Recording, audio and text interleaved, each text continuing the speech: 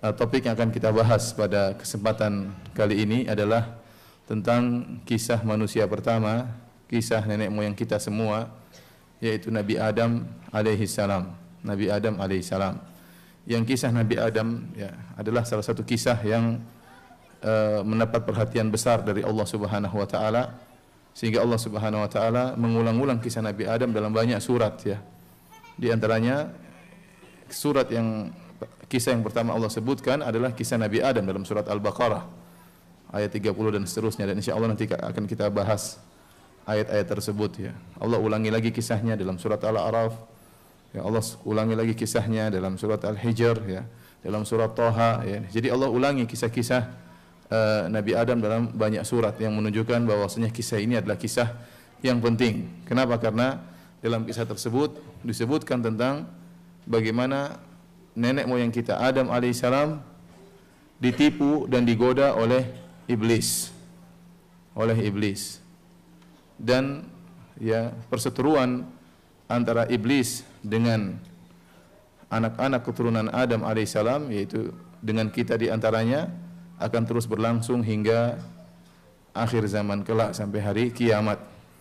Oleh karenanya sebagian ulama mengatakan kenapa Allah mengulang-ulangi penyebutan tentang tergodanya Nabi Adam sehingga tergelincir oleh godaan iblis, untuk mengingatkan kita bahwasanya musuh kita ini tiada akan henti-hentinya, yaitu iblis dan keturunannya tidak akan pernah lemah dalam menggoda dan selalu berusaha untuk memasukkan Adam dan anak keturunannya dalam neraka jahanam. Para hadirin dan hadirat yang dirahmati oleh Allah Subhanahu wa taala, dan kita tahu bahwasanya kisah-kisah dalam Al-Qur'an ya semuanya adalah kisah yang nyata, dan Allah Subhanahu wa taala menyampaikan kisah-kisah tersebut agar kita bisa mengambil faedahnya, agar kita bisa merenung dan berfikir untuk mengambil faedah dari kisah-kisah tersebut. Allah berfirman, faqsusil qasasa la'allahum yatafakkarun. Bacakanlah kisah-kisah semoga mereka berfikir ya. Ini dalil bahwasanya kisah itu dalam Al-Qur'an berkaitan dengan perenungan, dengan pemikiran. Kita disuruh berfikir tatkala kita membaca kisah-kisah tersebut, karena akan banyak faedah yang bisa Allah sampaikan kepada kita.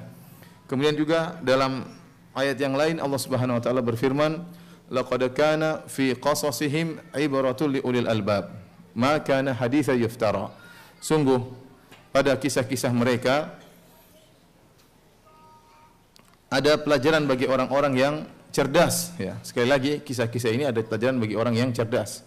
Kemudian kata Allah Subhanahu wa taala, ma kana haditsan yuftara. Sungguhnya kisah-kisah tersebut bukanlah kisah-kisah yang fiktif, tetapi kisah-kisah yang benar-benar nyata dan pernah terjadi. Dan semua kisah dalam Al-Qur'an adalah pernah terjadi, dan saya tidak bosan-bosan untuk mengingatkan penyimpangannya ya ulil absar ya, yang menyatakan bahwasanya kisah-kisah dalam Al-Qur'an itu tidak harus terjadi ya, bahkan dia meragukan ya apa yang disebutkan oleh Allah dalam kisah-kisah tersebut ya. Saya nukilkan sebagian perkataan dia ya dalam makalah yang dia tulis, dalam buku yang dia tulis yang judulnya Menyegarkan Islam Kembali. Jadi Islam sekarang kurang segar, dia ingin segarkan ya. Bagaimana cara menyegarkannya? Di antaranya dengan mengingkari keotentikan atau kebenaran kisah-kisah dalam Al-Qur'an. Apa kata dia? Quran tidak terlalu peduli dengan faktualitas cerita-cerita itu. Yang penting adalah moral atau pesan yang hendak dihantarkan melalui kisah tersebut. Jadi menurut logika dia ya, untuk menyampaikan moral kepada umat manusia, maka Allah perlu membuat sebuah cerita ya, semacam dongeng, perlu buat cerita supaya umat manusia itu bermoral. Sama seperti seorang ibu yang hendak menanamkan misalnya kecerdasan pada anaknya. Maka sang ibu membuat dongeng tentang cerita kancil dan buaya misalnya. Padahal kancil dan buaya misalnya kisah tersebut tentunya tidak pernah terjadi, tetapi dibuat kisah tersebut untuk menanamkan kejujuran kah, atau untuk menanamkan kecerdasan ya, atau kecerdikan dan yang lainnya. Jadi intinya untuk menanamkan moral saja. Dia berkata lagi, menurut saya penggambaran tentang Tuhan dalam Quran itu jujur saja ya harus diakui masih dipengaruhi perspektif agama Yahudi. Jadi dia tidak terima penggambaran Tuhan dalam Al-Quran, kata dia ini Tuhannya seperti model Tuhannya orang Yahudi. Kenapa? Karena dia sebutkan, ya, dia jelaskan. Maksud saya begini, kalau kita telaah kisah-kisah dalam Al-Quran, ada pola demikian. Nabi datang berdakwah, lalu masyarakat menolak, bahkan memusuhi. Ujung ceritanya Tuhan marah, mengirim azab. Azab yang buat saya paling mengerikan adalah banjir Nuh. Azab ini secara nurani dan akal sehat sangat mengganggu. Jadi azab ini mengganggu akal sehatnya siapa? Ulul absar. Apakah benar hanya karena menolak dakwah Nabi Nuh, Tuhan marah besar dan mengirim banjir yang melanda seluruh bumi, semua orang tewas kecuali orang beriman yang tinggal di perahu? Ya. Jadi dia sebutkan lagi, memberi kesan seolah-olah dia Al-Quran memberikan restu atas konsep Tuhan pendendam. Dia mensifati Tuhan yang seperti namanya Tuhan apa? Pendendam. Ini buat saya agak mengganggu. Dan lihatlah konsep ketuhanan yang berbau Yahudi. Katanya Tuhan yang berbau apa? Yahudi. Dia mengatakan juga, kisah tentang penyeberangan Musa di Laut Merah misalnya, atau banjir Nuh, adalah kisah-kisah yang sulit dipercayai sebagai sesuatu yang pernah terjadi secara faktual. Kisah-kisah itu sebaiknya dipahami secara metaforis saja. Itu sekedar apa? Lambang. Seperti ini dalam bukunya, menyegarkan kembali pemikiran apa? Islam. Beginikah Islam caranya disegarkan? Dengan menolak, ya, kisah-kisah dalam Al-Quran. Dia juga mempunyai tulisan yang judulnya Al-Quran dan Spider-Man, ya. Al-Quran dan Spider-Man. Ya, jadi demikianlah ya orang-orang liberal, bahaya ya. Karena keliaran pemikiran mereka sampai mereka berani menolak kisah-kisah dalam Al-Quran. Kenapa? Karena kisah-kisah dalam Al-Quran benar-benar mengusik keyakinan orang-orang liberal. Apa keyakinan orang liberal? Keyakinan orang liberal, semua agama masuk surga. Semua agama masuk surga. Dan ada namanya kebebasan beragama. Lantas Nabi Nuh datang berdakwah, ya. Nabi Nuh mengusik umatnya, suruh bertauhid, ya. Kenapa Nabi Nuh harus ikut urusan agama orang lain? Terus tatkala mereka tidak beriman, kenapa harus Allah kirim azab? Ini tidak nyambung menurut apa? Menurut konsep orang-orang liberal. Yang lebih tidak nyambung lagi, coba antum bayangkan Nabi Sulaiman alaihissalam. Nabi Sulaiman alaihissalam punya kerajaan di Palestina. Kemudian ada Ratu Balkis di Sabah, kan jauh Palestina dengan Sabah. Tahu-tahu burung hut-hut lapor, katanya Ratu Balkis nyembah matahari. Sulaiman marah atau tidak? Marah, ya. Kemudian ngirim surat, ya. Allah ta'alu alayya wa'tuni muslimin, jangan sombong dia kepadaku, datanglah dalam kondisi menyerahkan diri. Kirim surat kepada Ratu Balkis. Menurut konsep orang liberal, ngapain Sulaiman ikut campur Ratu Balkis? Ratu Balkis urusannya di Sabah, ngapain Sulaiman ikut campur urusannya siapa? Ratu Balkis, orang hidup sudah tentram. Kenapa maksa-maksa agama?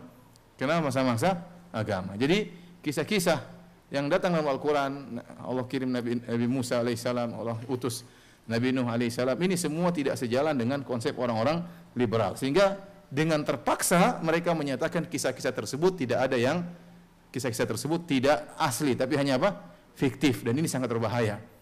Berarti selama ini 14 abad kita ini dibohongin oleh Allah Subhanahu wa taala. Karena dalam Al-Quran sama sekali Allah tidak mengatakan sesungguhnya kisah-kisah tersebut hanyalah dongeng. Tidak ada. Allah membawakan sebagai kisah yang nyata. Allah mengatakan laqad kana fi qasasihim ibratun lil albab ma kana haditsan yuftara. Sungguh pada kisah-kisah tersebut ada pelajaran bagi orang yang cerdas. Ini bukan kisah yang muftara, bukan kisah yang buat-buatan, bukan kisah yang fiktif, ya. Dan perkataan dia ini persis seperti perkataan orang-orang kafir, di mana Allah Subhanahu wa taala mengabadikan perkataan mereka dalam Al-Qur'an. Di antaranya yaqulul ladzina kafaru in hadza illa asatirul awwalin. Berkata orang-orang kafir, sungguhnya Al-Qur'an ini hanyalah dongeng-dongeng orang-orang terdahulu. Persis perkataan dia. Dongeng-dongeng orang-orang terdahulu. Sama seperti perkataan orang-orang kafir di zaman Nabi sallallahu alaihi wasallam. Allah juga berfirman, "Wa idza tutla alaihim ayatuna qalu qad sami'na law nasha'u laqulna mithla hadza in hadza illa asatirul awwalin." Kalau dibacakan ayat kepada mereka, mereka berkata lagi, sungguhnya ini hanyalah dongeng orang-orang terdahulu. Dalam ayat yang lain, wa idza qila lahum madza anzala rabbukum, jika ditanya kepada mereka apa yang diturunkan dari Rabb kalian kepada kalian, qalu asatirul awwalin, kata mereka dongeng-dongeng orang-orang terdahulu. Laqad wa'idna nahnu wa abauna hadza min qablu in hadza illa asatirul awwalin, kata mereka adalah dongeng-dongeng orang-orang terdahulu. Jadi persis perkataan perkataan mereka. Ya akhi, saya saja tidak ridho, seorang tidak ridho dikatakan tukang dongeng, bagaimana Allah kemudian dikatakan apa? Punya dongeng-dongeng banyak dalam Al-Quran. Bahkan dalam Al-Quran itu banyak sekali kisah itu tidak? Banyak kisah Nabi Adam, kisah Nabi Musa. Dia tidak percaya akal sehatnya. Kok Nabi Musa membelah laut terbelah? Katanya tidak bisa diterima dengan apa akal sehat. Ini memang tidak bisa diterima dengan akal sehat, itu mukjizat namanya. Ya. Kalau semua mukjizat harus ikut akalmu, ya susah kalau begitu caranya. Ya. Kemudian dia bilang tidak terima dengan akal sehat karena memang itu mukjizat. Ya. Fir'aun saja sebelum meninggal beriman dengan mukjizat Nabi Musa. Ya. Ini dia tidak beriman sampai sekarang. Ya. Fir'aun beriman atau tidak sebelum meninggal? Beriman, tapi imannya tidak diterima. Tapi dia tahu bahwasanya itu benar-benar datang dari Rabbul Alamin. Namanya itu mukjizat. Oleh karena para hadirin yang dirahmati oleh Allah Subhanahu Wa Taala, hati-hati ini pemikiran sebagian orang liberal. Karena kisah-kisah ini bertabrakan dengan apa yang mereka dengung-dengungkan tentang kebebasan beragama, bahwasanya seluruh agama adalah benar, seluruh agama mengantarkan kepada surga, ya. Kemudian konsekuensinya akhirnya kisah-kisah dalam Al-Qur'an dikatakan kisah-kisah dongeng-dongeng belaka seperti cerita Spider-Man, ya. Waliyadzubillah. Tapi para hadirin Allah Subhanahu wa taala, pembahasan kita adalah tentang kisah Nabi Adam alaihissalam. Silakan buka surat Al-Baqarah ayat 30, ya. Surat Al-Baqarah ayat 30, karena kisah Nabi Adam adalah kisah yang pertama, ya, yang Allah sebutkan dalam Al-Qur'an. Allah Subhanahu wa taala berfirman, "Wa idz qala rabbuka lil malaikati inni ja'ilun fil ardi khalifah." Tatkala Rabbmu berkata kepada para malaikat, "Inni ja'ilun fil ardi khalifah." Sungguhnya aku akan menjadikan di atas muka bumi khalifah. Qalu ataj'alu fiha may yufsidu fiha wa yasfikud dima. Maka malaikat-malaikat berkata, apakah engkau akan menjadikan di atas bumi tersebut orang yang akan melakukan kerusakan di atas muka bumi, wa yasfikud dima, dan akan menumpahkan darah.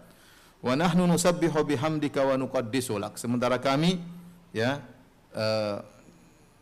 senantiasa bertasbih kepadamu, memujimu dan mensucikan engkau.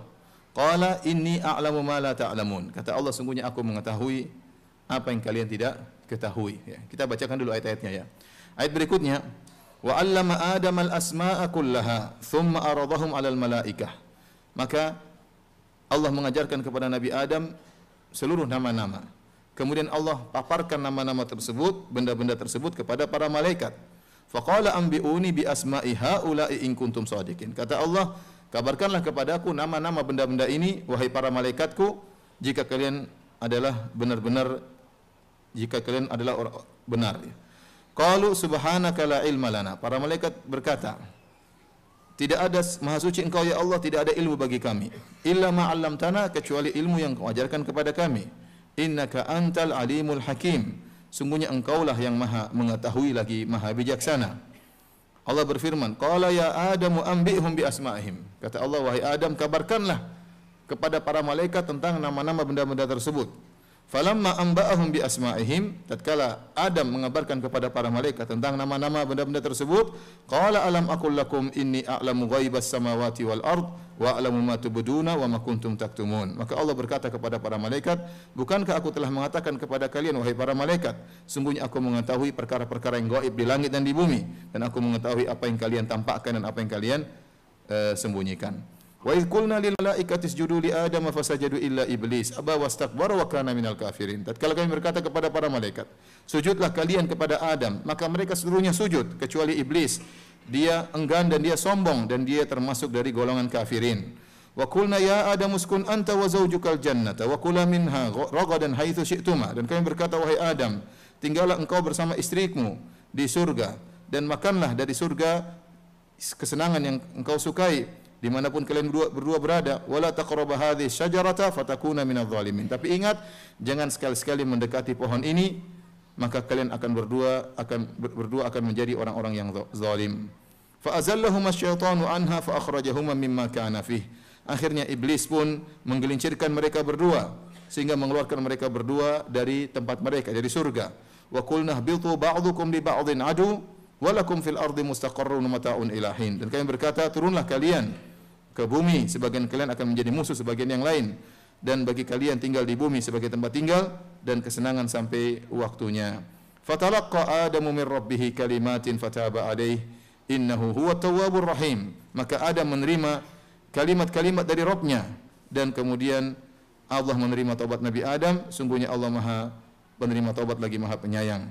Qul nahbitu minha jami'an fa imma ya'tiyannakum minni hudan faman tabi'a hudaya fala khaufun 'alaihim wa lahum yahzanun. Kami berfirman, turunlah kamu semuanya dari surga itu. Kemudian jika datang petunjukku kepadamu, maka barang siapa yang mengikuti petunjukku, niscaya tidak ada kekhawatiran atas mereka dan tidak pula mereka bersedih hati. Demikianlah kisah Nabi Adam alaihissalam. Taib, kita akan berusaha mengambil faedah dari ayat-ayat tersebut. Yang pertama kita mulai dari ayat 30. Allah berfirman, "Wa idz qala rabbuka lil malaikati inni ja'ilun fil ardi khalifah." Allah mengabarkan kepada para malaikat bahwasanya Allah akan menciptakan khalifah di atas muka bumi. Malaikat bertanya, bukan protes ya. Malaikat bertanya, ingin tahu hikmahnya. Ya. Karena ilmu makhluk Allah, ilmu malaikat juga sangat terbatas ya. Di antaranya malaikat saja tidak tahu nama benda-benda yang Allah ajarkan kepada Nabi Adam. Di antaranya ada hikmah-hikmah yang malaikat tidak tahu. Maka malaikat di sini bukan protes ya. Jangan sangka malaikat apa protes. Malaikat bertanya, ingin tahu apa hikmahnya. Qalu, mereka bertanya, "Ataj'alu fiha may yufsidu fiha?" Apakah hendak menciptakan atau menjadikan di atas muka bumi makhluk yang akan melakukan kerusakan di atas muka bumi? Wa yasfikud dima, dan akan menumpahkan darah. Wa nahnu nusabbihu bihamdika wa nuqaddisu lak. Sementara kami senantiasa bertasbih, memujimu dan mensucikan engkau.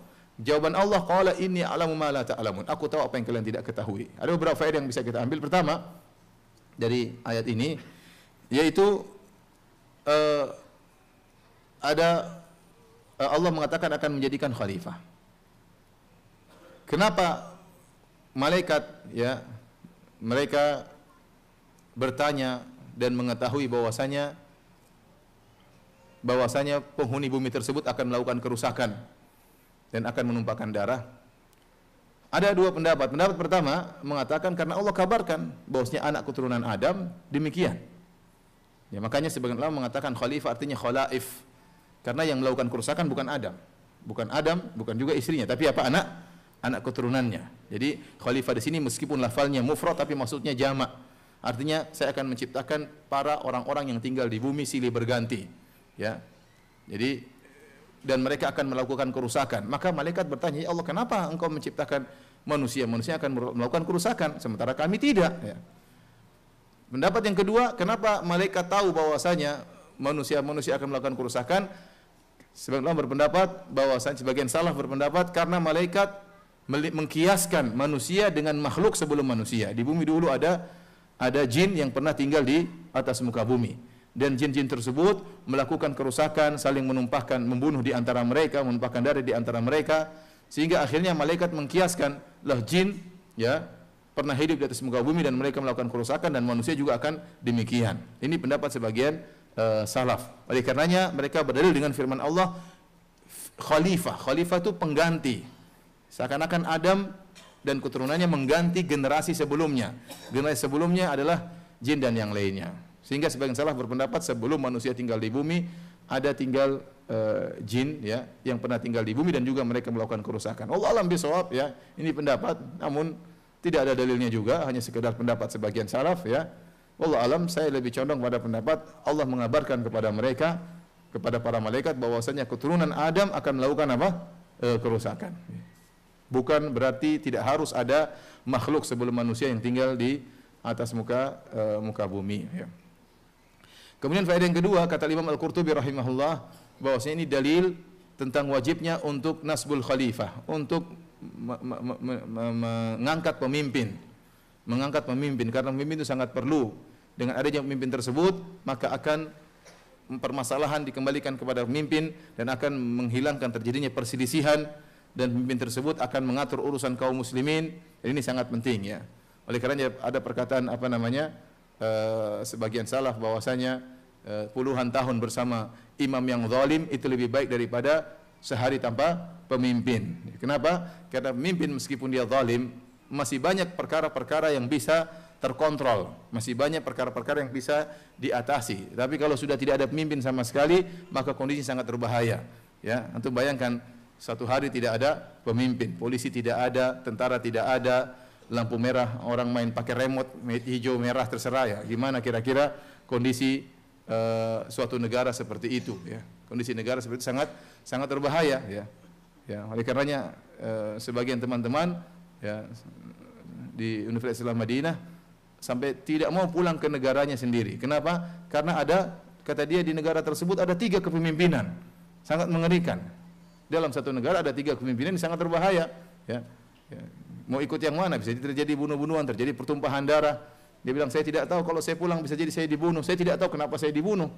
Kenapa? Karena keadaan menjadi kacau balau. Oleh karenanya para hadirin Allah Subhanahu wa taala, ini dalil bahwasanya seorang di suatu negara harus ada pemimpinnya, harus ada pemimpinnya. Yang dimaksud dengan pemimpin adalah pemimpin yang bisa mengatur urusan muslimin. Makanya dikatakan waliul amr, yaitu pengatur urusan kaum muslimin. Bukan pemimpin gadungan-gadungan ya. Ada jamaah 10 orang angkat pemimpin. Ini jadi khalifah, anggotanya cuma 10 orang. Terus gimana mengatur urusan kaum muslimin ya? Polisinya mana, tentaranya mana, enggak ada. Satu lagi bikin 1000 orang bikin angkat apa? Khalifah. Satu lagi 100.000 orang angkat khalifah. Ini khalifah bagaimana seperti ini? Ini khalifah bukan pengatur urusan kaum muslimin. Yang dimaksud dengan pemimpin yang harus kita taati adalah waliyu amril muslimin, yaitu yang mengatur urusan kaum muslimin, yang dimana keputusan di tangan dia, pengaturan di tangan dia, yang dia memiliki kekuatan, bahwasanya pasukannya tunduk di atas perkataan dia. Itulah yang secara maslahat, itulah pemimpin yang harus kita taati. Dengan ketaatan kepadanya maka akan mendatangkan kemaslahatan ya. Karena kalau kita buka pintu terlalu banyak khalifah, di Indonesia saja banyak khalifah. Jemaah ini punya khalifah sendiri, jemaah anu punya khalifah sendiri, jemaah ini punya khalifah sendiri. Yang mau kita taati, mana yang mau kita taati kan tidak benar seperti ini ya. Apakah perkataan dia merupakan keputusan bagi suatu negara? Jawabannya tidak. Jadi bukan itu yang dimaksud dengan waliyu amril muslimin. Yang disebut dengan waliyu amril muslimin adalah pemimpin yang benar-benar mengatur urusan kaum muslimin di negeri tersebut, yang dia perkataannya adalah suatu keputusan. Apapun kondisinya, dia soleh alhamdulillah, dia zalim kita disuruh bersabar oleh Nabi SAW. Karena dengan taat kepadanya itulah muncul stabilitas keamanan. Dan agama kita dibangun di atas apa? Kemaslahatan. Dia bangun di atas kemaslahatan, bukan wali murid ya, bukan khalifah satu-satu itu tidak, itu bukan khalifah yang dimaksud. Tapi para hadirin dan hadirat yang dirahmati Allah Subhanahu wa taala, di antara faedah juga yang lain ya, disebutkan oleh Syaukani rahimahullah dalam tafsirnya, yaitu malaikat mengkhususkan, ya Allah, apakah Anda akan menciptakan makhluk di atas muka bumi yang akan melakukan kerusakan dan menumpahkan darah. Ini menunjukkan masalah penumpahan darah, masalah yang dibenci oleh Allah. Kenapa malaikat mengkhususkan penyebutan menumpahkan darah? Karena malaikat tahu Allah benci dengan perkara tersebut. Ini perkara yang sangat berbahaya. Dosa yang diantara dosa yang paling berbahaya adalah dosa menumpahkan darah. Oke, dalam Sahih Bukhari dan Sahih Muslim Rasulullah SAW mengatakan, awwalu ma yuqda bainan nasi yaumal qiyamah fid dima. Perkara yang pertama kali akan Allah sidang pada hari kiamat kelak adalah tentang masalah darah. Tentang masalah darah, sebelum kezaliman-kezaliman yang lain, sebelum pencurian, sebelum perampokan, sebelum korupsi, sebelum yang lainnya. Yang pertama adalah masalah pertumpahan darah. Ini perkara yang sangat besar ya. Oleh karenanya datang dalil-dalil yang sangat tegas ya. Di antaranya juga Rasulullah SAW bersabda, "Lan tazalal mu'min fi fushatin min dinihi ma lam yusib daman haraman." Bahwasanya seorang mukmin senantiasa dalam kelapangan dalam agamanya, masih dapat luasnya rahmat Allah Subhanahu wa taala selama dia tidak menumpahkan darah yang haram ya. Kalau sudah menumpahkan darah haram, dia dalam kesempitan dalam agamanya, berbahaya ya. Makanya Allah ancam, Allah mengatakan, "Wa may yaqtul mu'minan muta'ammidan fajazaohu jahannam khalidan fiha ghadiballahu alaihi wa la'anah wa adda lahu adzaban 'azima." Barang siapa yang sengaja membunuh seorang mukmin, maka bagi dia jahannam, neraka jahannam, dia kekal di dalamnya, dan Allah marah kepada dia, dan Allah melaknatnya, dan Allah menyiapkan bagi dia azab yang besar. Jadi ikhwan ya, hati-hati dalam masalah dima, dalam masalah darah, dan hati-hati jangan sampai Anda ikut serta memprovokasi timbulnya pertumpahan darah gara-gara semangat, kemudian melakukan provokasi, kemudian tiba-tiba terjadi pertumpahan darah. Ini perkara sangat mengerikan, perkara sangat mengerikan ya. Apalagi musim mulai timbul kekacauan ya, ingat, Masih banyak orang yang ingin negara kita lebih kacau lagi, ya. Ingin terjadi kekacauan besar-besaran, ingin terjadi pertumpahan darah kita, pertumpahan darah di negara kita. Maka jangan sampai kita ikut-ikut serta dalam memprovokasi terjadinya pertumpahan darah, ya. Hati-hati. Harus melihat maslahat dan apa? Mudarat. Semangat saja tidak cukup. Semangat tidak dibarengi dengan ilmu hanyalah kekonyolan. Hanyalah kekonyolan yang akhirnya menimbulkan kemudaratan yang lebih besar, kehancuran yang lebih besar, ya. Oleh karena saya masih ingat para hadirin, ya, waktu awal-awal terjadi sebagian pembunuhan di negara Suriah, ya, sebagian orang mulai semangat ingin membalas. Setahu saya waktu itu tidak ada ulama kibar. Saya tidak mendapati ulama kibar, ulama besar yang mendukung perbuatan tersebut untuk memberontak terhadap pemerintah yang ada, meskipun pemerintahnya kacau balau dan bukan pemerintahnya juga kafir, ya. Kenapa? Karena mereka memandang mudaratnya sangat besar. Mudaratnya sangat besar. Dan ternyata benar. Sekarang yang meninggal sudah sampai 300.000 orang, ya. Ya, sekarang kita harus bantu mereka karena mereka terzalimi. Tapi untuk mulai pertama kali waktu itu pemberontakan tidak ada ulama besar yang mendukung. Hanya ada memang dai-dai, sebagian syekh-syekh muda yang mendukung, ya. Tapi ulama besar tidak ada yang mendukung. Kenapa? Karena mudaratnya sangat berbahaya. Kita hanya berharap semoga kemudaratan mereka diangkat oleh Allah Subhanahu wa taala. Tapi kenyataannya, seandainya ada orang ditanya, "Wahai Ustadz, bagaimana hukum berontak terhadap pemerintah di negara tersebut? Akibatnya apa kira-kira? Bisa-bisa yang mati 300.000 orang. Kira-kira ada orang yang membolehkan atau tidak?" Enggak ada yang berani, nekat aja, enggak apa-apa, mati 300.000, enggak ada yang akan mengatakan demikian. Oleh karena hati-hati masalah tumpahnya darah ini sangat berbahaya, dibenci oleh Allah Subhanahu wa taala. Jangan sampai seorang menumpahkan darah orang lain, dan jangan sampai dia ikut provokasi sehingga terjadi pertumpahan darah, ya. Dan kalau sudah terjadi fitnah, terkadang sulit untuk terkontrol, sehingga gara-gara salah satu orang salah ngomong, kemudian semangat, akhirnya banyak yang tertumpah darahnya, maka dia akan bertanggung jawab pada hari kiamat kelak. Malaikat berkata, "Wa nahnu nusabbihu bihamdika wa nuqaddisu lak." Sebenarnya mengatakan ini dalil seorang boleh menunjukkan kelebihannya bukan dalam rangka kesombongan, tetapi untuk menunjukkan, melihat, menimbang maslahat dan mudarat, ya.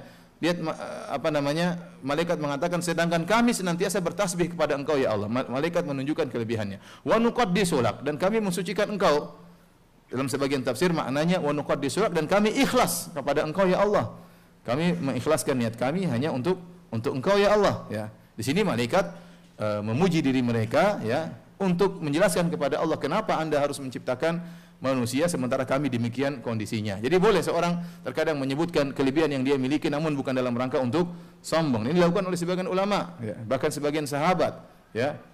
Dan Rasulullah SAW mengatakan, "Ana sayyidu waladi Adam yaumal qiyamah wala fakhar." Aku adalah pemimpin seluruh anak Adam pada hari kiamat dan aku tidak sombong. Seperti seorang sahabat mengatakan, kalau ada orang yang lebih tahu tentang ayat Al-Quran daripada aku, tablughul matiyah, dan bisa ditempuh dengan kendaraan, saya akan datang kepada dia. Ya, kalau tidak salah perkataan Ibnu Mas'ud, ingin menunjukkan bahwasanya saya ngerti tentang tafsir ayat-ayat Allah Subhanahu wa taala, bukan sombong tapi ingin menyampaikan agar orang mengambil faedah. Sama seperti Ibnu Hajar Al-Asqalani tatkala menulis kitabnya Nukhbatul Fikar, dia menyebutkan di awal kitab tersebut bahwasanya dia menempuh metode yang baru, ya, metode cara penulisan yang baru, yang mantiki, yang sebelumnya belum pernah ada. Dia memuji tentang metode penulisannya, bukan untuk sombong, tapi dalam agar orang tahu tentang kebaikan buku ini agar mereka bisa mengambil apa? Faedah. Jadi tidak mengapa misalnya seorang menyampaikan dirinya, saya lulusan Madinah, ya, S3, ya, misalnya, plus sudah 20 tahun di sana, ya. Bukannya sombong, ya, tapi pamer. Kalau sombong dan pamer tidak boleh, tapi hanya sekedar menjelaskan, ya, maka tidak mengapa, niatnya sama sekali tidak sombong. Ini Allah yang Maha tahu tentang niat seseorang, ya. Jadi boleh-boleh saja. Allah mengatakan, ini a'lamu ma la ta'lamun. Aku tahu apa yang kalian tidak ketahui. Ya, maksudnya apa? Sebenarnya mengatakan, Allah menyatakan meskipun di antara anak-anak Adam ada yang menumpahkan darah, ya, seperti Qabil membunuh Habil, ya. Ada yang melakukan kerusakan, tapi akan muncul dari anak-anak Adam orang-orang hebat. Ada para rasul, ada para anbiya, ada Nabi Muhammad sallallahu alaihi wasallam, ada Nabi Ibrahim alaihissalam, ada Nabi Isa, ada orang-orang mujahidin, ada para syuhada, ada orang-orang yang dermawan, ya. Ada para dai, banyak orang-orang yang berbakti kepada orang tuanya, banyak, Jadi Allah mengatakan saya tahu apa yang kalian tidak ketahui. Meskipun ada orang-orang yang merusak, tapi di antara anak-anak Adam ada orang-orang yang hebat yang beribadah kepada Allah Subhanahu wa taala. Baik. Mulailah akhirnya Allah menciptakan Adam alaihissalam. Allah menciptakan Adam alaihissalam dan Allah menciptakan Nabi Adam alaihissalam langsung dengan keistimewaan yang hebat. Di antara keistimewaan Adam alaihissalam, Allah ciptakan langsung dengan kedua tangannya. Yang kedua, Allah ajari ilmu. Yang kedua, Allah ajari ilmu yang tidak dimiliki oleh para malaikat dan tidak dimiliki oleh iblis. Jadi Allah muliakan Adam dengan apa? Dengan ilmu. Maka kata Allah Subhanahu wa taala, "Wa 'allama Adam al-asma'a kullaha." Maka Allah mengajarkan kepada Adam nama-nama benda-benda, ilmu tentang nama-nama benda, ya. Tsumma aradhum 'alal malaikah. Kemudian Allah paparkan benda-benda tersebut kepada para malaikat. Faqala anbi'uni bi asma'i haula in kuntum shadiqin. Kabarkanlah wahai para malaikatku tentang nama benda-benda ini kalau kalian benar. Malaikat tidak bisa jawab.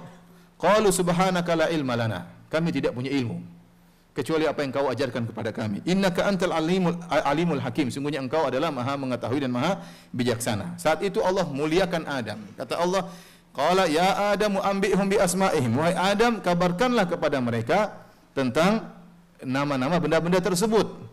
Falamma amba'ahum bi asma'ihim, tatkala Adam mengabarkan nama-nama benda-benda tersebut, qala alam aqul lakum inni a'lamu ghaibas samawati wal ard wa a'lamu ma tubduna wa ma kuntum taktumun. Tatkala itu Allah mengatakan, bukankah aku telah kabarkan kepada kalian wahai para malaikat, aku tahu perkara-perkara gaib di langit dan bumi dan aku mengetahui apa yang kalian tampakkan dan apa yang kalian sembunyikan. Ini dalil Adam mulia, ya. Dia punya ilmu yang tidak diketahui oleh malaikat dan apa? Dan iblis. Malaikat mengakui kekurangannya di hadapan Adam alaihissalam. Dan perhatikan Allah mengatakan, alam aqul lakum, bukankah aku kabarkan kepada kalian, inni a'lamu ghaibas samawati wal ard. Aku mengetahui perkara-perkara gaib di langit dan di bumi. Jadi malaikat ini makhluk gaib atau bukan? Makhluk gaib bagi kita. Ternyata ada gaib yang dia tidak tahu juga. Jadi gaib tidak tahu yang apa? Gaib. Ada perkara-perkara gaib yang malaikat pun tidak tahu. Iblis pun tidak tahu, malaikat pun tidak tahu. Kata Allah, a'lamu ghaibas samawati wal ard. Saya tahu perkara gaib di langit dan bumi yang kalian tidak ketahui wahai para malaikat. Oleh karenanya percuma seorang berusaha mengetahui ilmu gaib, dia tidak bakalan tahu. Karena banyak perkara gaib yang Allah sembunyikan, jangankan manusia, malaikat pun tidak mengetahuinya.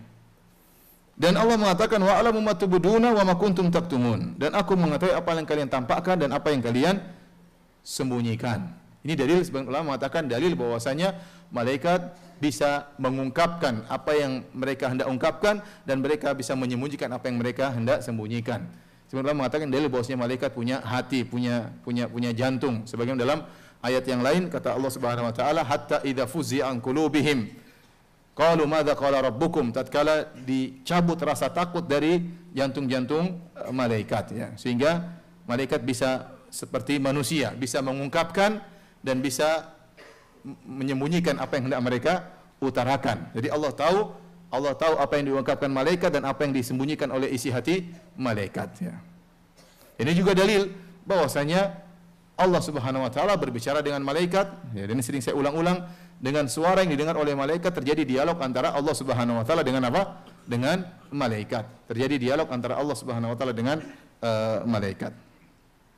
Tapi para hadirin, tatkala Allah muliakan, ini menunjukkan tentang pentingnya ilmu, ya. Karena Nabi Adam alaihissalam dimuliakan di atas malaikat bukan apa-apa, tapi dengan apa? Dengan ilmu. Mau dengan kekuatan, Nabi Adam kalah dengan malaikat lebih kuat. Dengan bisa terbang, malaikat bisa terbang, Nabi Adam nggak bisa apa? Terbang. Mau apa dengan apa? Tapi dengan apa? Dengan ilmu. Menunjukkan pentingnya ilmu. Nabi Adam dimuliakan oleh Allah Subhanahu wa taala di atas para malaikat. Tatkala Allah sudah menjelaskan tentang kelebihan Nabi Adam, saatnya Allah menyuruh malaikat untuk sujud kepada Nabi Adam. Wa idz qulna lil malaikati isjudu li Adam fasajadu. Tatkala kami berkata kepada para malaikat, sujudlah kalian kepada Adam. Fasajadu, semuanya sujud. Illa iblis, kecuali iblis tidak mau sujud. Kenapa? Aba wastakbara wa kana minal kafirin. Iblis enggan dan dia sombong dan dia termasuk dari golongan kafirin. Ya. Ada khilaf di kalangan para ulama, iblis ini berasal dari mana? Jumhur ulama mengatakan iblis berasal dari malaikat. Sehingga istifna di sini adalah istifna yang muttasil, bersambung. Kata Allah, tatkala kami berkata kepada para malaikat, sujudlah kepada Adam, seluruhnya sujud kecuali iblis. Berarti iblis dari golongan apa? Malaikat. Ini pendapat banyak dari kalangan ulama. Ustaz, bagaimana dengan ayat yang lain? Kana minal jinni fa fasaqa an amri rabbih. Iblis itu dari golongan jin dan dia durhaka kepada perintah Rabbnya. Kata mereka, yang dimaksud dengan dari golongan jin, maksudnya iblis itu dari kalangan malaikat, dari suatu kabilah namanya kabilah jin. Tapi dia malaikat. Makanya diriwayatkan dari Ibnu Abbas mengatakan iblis adalah a'lamul malaikah, malaikat yang paling cerdas. Kemudian yang paling rajin beribadah kepada Allah Subhanahu wa taala. Ini pendapatnya. Ya, namun pendapat yang kuat Allah alam bisawab bahwasanya iblis bukan dari golongan apa? Malaikat, tapi dia dari golongan jin. Sebagaimana firman Allah Subhanahu wa taala, kana minal jinni, iblis dari golongan jin. Dan iblis diciptakan dari api. Sebagaimana dia mengatakan khalaqtani min nar. Ya Allah, kau ciptakan aku dari api. Sementara malaikat telah kita jelaskan pada pertemuan kemarin, khuliqatil malaikatu min nur. Ya, bahwasanya malaikat diciptakan dari cahaya. Ini yang pertama, bahwasanya unsur penciptaan malaikat berbeda dengan unsur penciptaan iblis. Iblis dari api, sementara malaikat dari apa? Cahaya. Yang kedua, di antara sifat malaikat tidak pernah membangkang. Kata Allah Subhanahu wa taala, la ya'sunallah ma amarahum wa yaf'aluna ma yu'marun. Bahwasanya malaikat senantiasa mengerjakan apa yang Allah perintahkan kepada mereka, tidak pernah membangkang. Adapun iblis membangkang. Berarti yang benar iblis bukan dari golongan apa? Malaikat. Ini pendapat yang lebih kuat. Meskipun kita lebih condong pada pendapat bahwasanya iblis bukan dari golongan malaikat, tetapi kita akui bahwasanya iblis memang memiliki kedudukan yang tinggi sampai-sampai dia disejajarkan dengan rombongan malaikat. Sampai-sampai dia disejajarkan dengan rombongan apa? Malaikat. Kenapa? Karena dia berilmu dan dia rajin ibadah. Dia berilmu dan rajin ibadah sampai-sampai dia disejajarkan dalam rombongan malaikat. Makanya Allah mengatakan, wa idz qulna lil malaikati isjudu. Seakan-akan iblis dari golongan malaikat. Tatkala kami berkata kepada para malaikat sujudlah, di situ ada iblis. Allah tidak mengatakan tatkala kami berkata kepada para malaikat dan iblis, tidak. Tapi Allah hanya mengatakan wa idz qulna lil malaika. Tatkala kami berkata kepada para malaikat. Dalam malaikat tersebut ternyata ada siapa? Ada iblis. Meskipun dia dari golongan jin, tapi kedudukan dia hebat karena ilmunya dan karena ibadahnya, maka dia hampir-hampir disejajarkan dengan rombongan malaikat. Dia tidak mau sujud, ya. Aba wastakbar, dia enggan. Kenapa? Ya. Dalam ayat yang lain Allah jelaskan. Allah bertanya, "Ma mana'aka antas juda lima khalaqtu biyadayya?" Wahai iblis, apa yang mencegah engkau untuk sujud kepada Adam yang aku ciptakan dengan kedua tanganku? Jadi Allah sudah tampakkan kemuliaan Adam dari dua sisi. Pertama, dia berilmu dan kau tidak tahu ilmunya iblis. Nama-nama ini iblis tidak tahu, malaikat juga enggak tahu. Dia sudah memiliki kemuliaan. Yang kedua, kemuliaan Adam Allah ciptakan dengan kedua tangannya. Selain itu Allah ciptakan dengan kun fayakun. Kun fayakun. Adapun Adam Allah ciptakan dengan kedua tangannya. Ini adalah spesial. Ya. Kenapa kau tidak sujud kepada Adam yang aku ciptakan dengan kedua tanganku? Apa jawaban iblis? Ada yang mengatakan iblis karena iblis bertauhid, ya. Makanya tidak mau sujud kepada selain Allah Subhanahu wa taala. Kalau begitu caranya iblis masuk surga dong. Ya, karena iblis ya, ini justru iblis tidak mengatakan demikian. Ini perkataan orang stres, ya. Ada sebagian orang stres bilang gitu, ya. Benar, ini ada pendapat yang iblis bertauhid, makanya dia tidak mau sujud kepada siapa? Adam. Dia mau sujud kepada Allah. Ini perkataan orang stres, ya. Oleh karenanya waktu Allah bertanya, "Kenapa kau tidak mau sujud kepada Adam yang aku ciptakan dengan kedua tanganku?" Kata iblis, "Ana khairun minhu." Saya lebih baik daripada dia. Iblis tidak mengatakan itu syirik, ya Allah. Tidak. Ya, kalau iblis masuk surga apalagi kita, ya. Jadi iblis, ya, justru sujud kepada Adam itu bukanlah kesyirikan, tidak, karena Allah yang suruh. Sebagaimana kita disuruh sujud di hadapan Ka'bah, kita meletakkan jidat kita di tanah, bukan berarti Ka'bah kemudian adalah Tuhan untuk kita sujudi, enggak, tapi Allah yang perintahkan kita sujud kepada Ka'bah. Berarti sujud kepada Adam berarti beribadah kepada Allah karena menjalankan perintah Allah, ya. Nah, iblis tidak mau sujud kepada Adam, dia tidak mau menjalankan perintah Allah, maka dia membangkang, aba wastakbaro, dia enggan dan dia sombong. Ini kesombongan yang buat iblis tidak mau sujud kepada Adam. Dia berkata, "Ana khairun minhu." Saya lebih baik daripada dia, ya. Sebelum kita bahas masalah ini, ya, debat antara atau dalilnya iblis, sebelum kita patahkan dalilnya iblis, ada faedah yang penting, ya, tentang masalah tauhid asma sifat.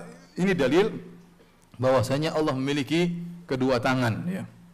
Makanya Allah mengatakan, "Saya ciptakan Adam dengan kedua apa? Tanganku." Tidak boleh ditafsirkan dengan kenikmatan dan kekuatan. Kalau ditafsirkan dengan kenikmatan dan kekuatan, maka Adam tidak spesial. Ya. Maka iblis bisa bantah, kata iblis, ya Allah, kalau kau ciptakan Adam dengan kekuatanmu, saya juga kau ciptakan dengan kekuatanmu. Bedanya saya dengan Adam.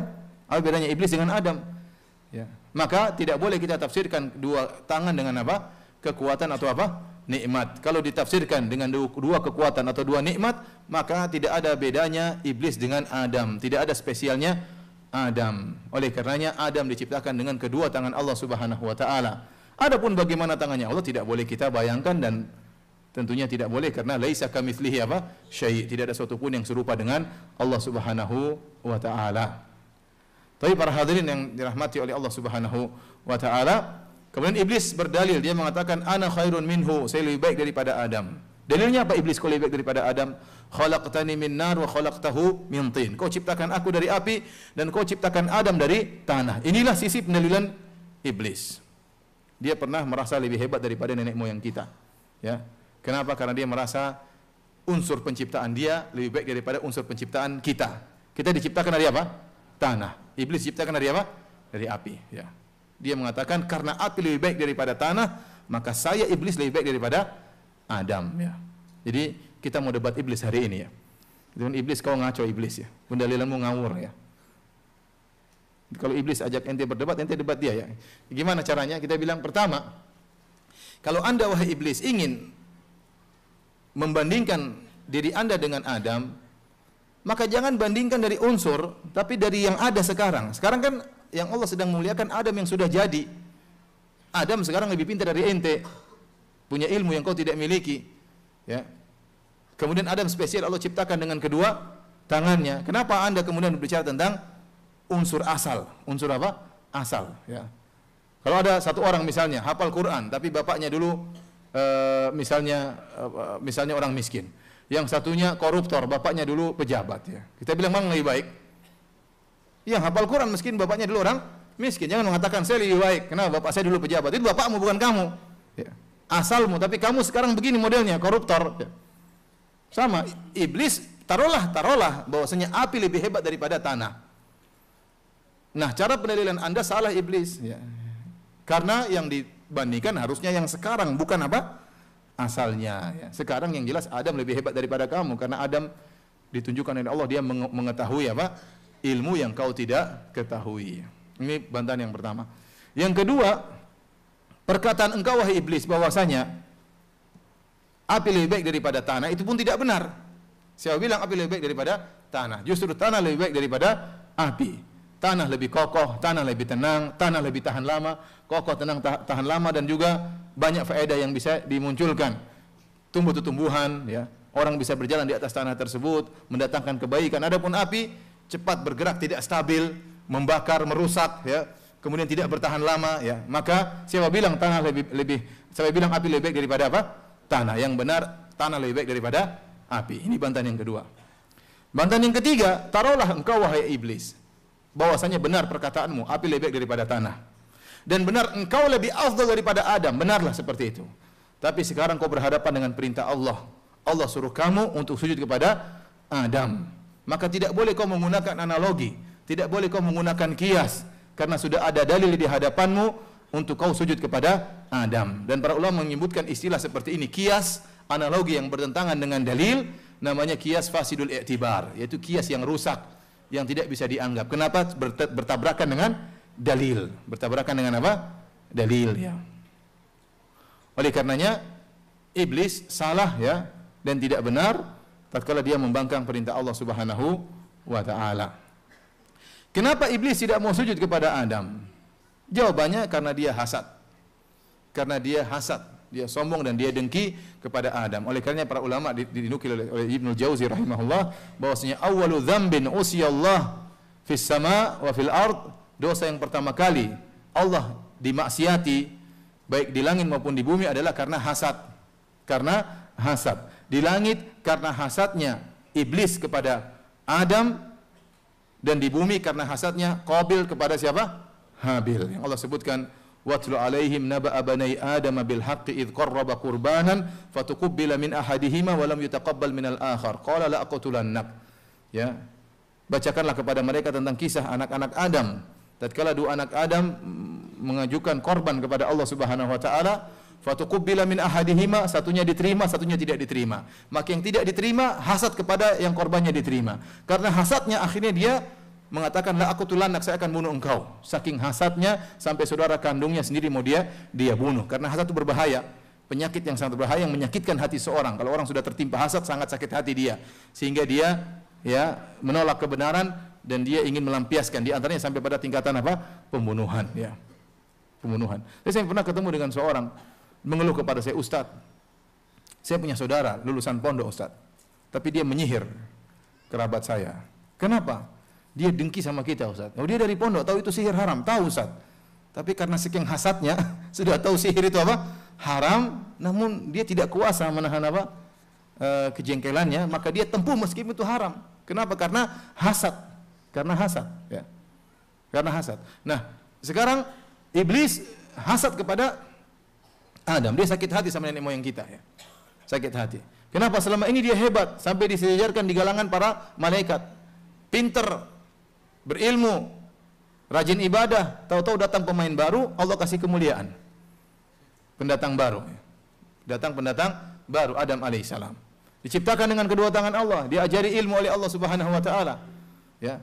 Sudah lebih hebat daripada iblis, sekarang disuruh sujud lagi, gimana enggak jengkel, ya? Ini datang pemain baru, terus tahu-tahu jadi muder, gimana enggak jengkel? Ini udah datang baru, kemudian jadi direktur, ya, jadi pemimpin. Nah, saya sudah lama di sini, ya. Sekarang suruh tunduk sama dia, ya, enggak boleh seperti ini. Jadi kedengkian apa? Iblis luar biasa kepada Adam alaihissalam. Sampai-sampai iblis nekat masuk neraka jahanam gara-gara tidak mau sujud kepada Adam. Tidak apa-apa resikonya masuk neraka, dia enggak jadi masalah. Yang penting dia tidak mau sujud kepada siapa? Adam. Dan dia bersumpah, ya, makanya setelah dia divonis masuk neraka, dia mengatakan, fa'anzirni ila yaumi yub'atsun. Ya Allah, tangguhkanlah aku sampai hari kiamat. Untuk apa? Untuk menggoda Adam dan keturunannya.